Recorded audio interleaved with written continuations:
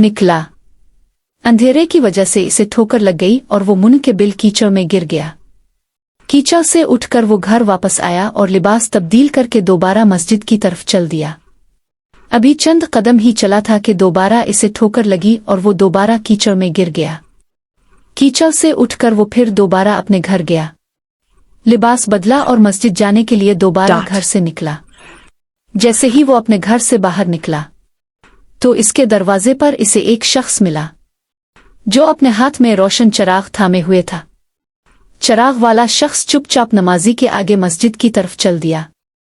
इस मर्तबा चिराग की रोशनी में नमाजी को मस्जिद पहुंचने में किसी दुश्वारी का सामना नहीं करना पड़ा।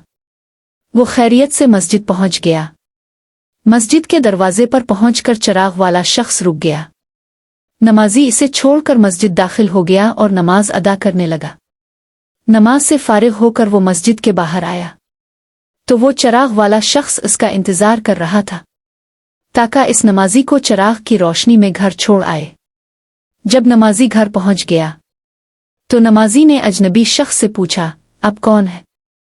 अजनबी बोला, सच बताऊं तो मैं इब्लीस हूं। नमाजी की तो हैरत की इंतहा ना रही। इस अजनबी की ये बात सुनकर नमाजी सोचने लगा, इब्लीस शैतान कैसे मुझे मस्जिद तक छोड़ सकता है? इसका काम तो लोगों को बहकाना है। तो इस शख्स ने बड़ी हैरत के साथ इब्लीस से पूछा, तुझे तो मेरी नमाज रह जाने पे खुश होना चाहिए था, मगर तुम तो चिराग की रोशनी में मुझे मस्जिद तक छोड़ने आए। इब्लीस ने जवाब दिया कि जब तुम्हें पहली ठोकर लगी और तुम लिबास तब्दील करके मस्जिद की तरफ पलटे तो अल्लाह ताला ने तेरे सारे गुनाह मुआफ फरमा दिए। जब तुम्हें दूसरी ठोकर लगी तो अल्लाह ताला ने तुम्हारे पूरे खानदान को बख्श दिया। जिस पर मुझे फिक्र हुई कि अगर अब तुम्हें ठोकर लगी तो अल्लाह ताला कहीं तुम्हारी इस अमल की बदौलत तुम्हारे सारे गांव की मग़फ़िरत ना फरमा दे।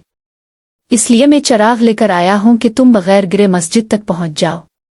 इस शख्स ने जैसे ही ये बात सुनी तो इसने अल्लाह ताला की बारगाह में अपना सर झुकाकर अल्लाह का शुक्र अदा किया। तो दोस्तों, ये है हमारे रब की शान। सुभान अल्लाह।